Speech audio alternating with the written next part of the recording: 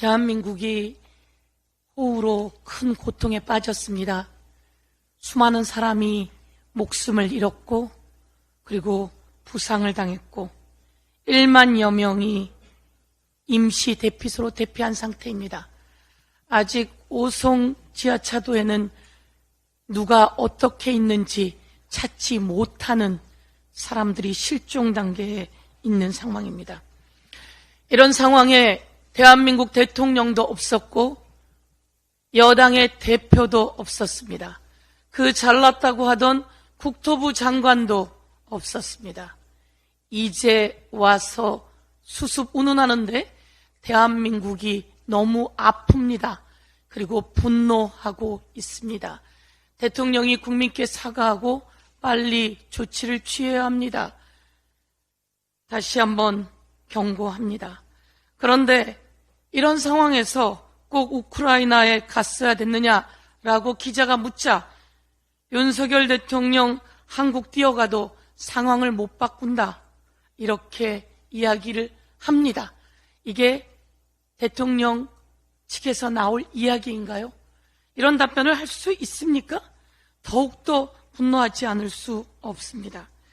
과거 윤석열 대통령이 했던 발언들을 한번 체크해 봤습니다. 여러분, 이태원 참사가 아직 제대로 진상규명이 되지 못했습니다.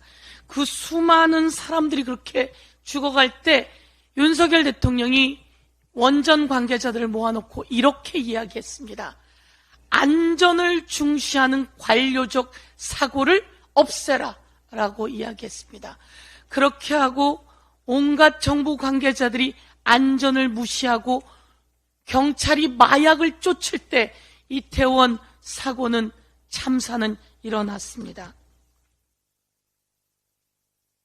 윤석열 대통령이 대통령 후보 시절입니다. 22년 3월 4일 청와대에 있더라도 산불이 나면 헬기라도 타고 와야 한다 라며 문재인 정부를 비판했습니다. 산불이 있더라도, 청와대에 있더라도 산불이 나면 헬기라도 타고 온다고 했던 그 사람은 대통령이 되자 밀양 산불 당시에는 한국 브라질 축구를 보러 갔습니다. 그리고 22년 8월 9일 신림동 지하방에서 물난리로 생명을 잃을 때는 그 자리에 가서 사진을 멋지게 찍어 달라는 폼을 잡듯이 폼을 잡고 어떻게 여기에서 미리 대피가 안 됐나 모르겠네 라고 하는 엉뚱한 소리를 해댔습니다. 그리고 23년 7월 13일 대한민국이 물난리로 고통을 겪을 때 대통령은 이 자리에 없었고 대통령 부인은 명품 샵을 거닐고 있었습니다. 여당 대표도 없고 이런 대통령에게 대한민국 국민이 무엇을 기대하고 있을까요? 다시 한번 지금 이 시점 미리 대비하고 준비하면 안전할 수 있습니다.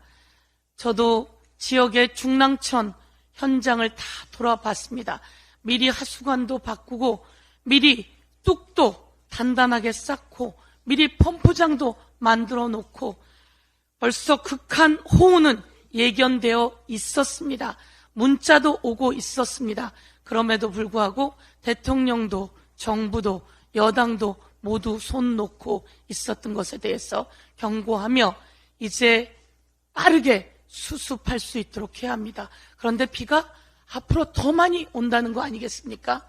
이와 관련해서 더불어민주당도 열심히 최선을 다해서 안전에 대비하고 수습에 만전을 기하도록 하겠습니다.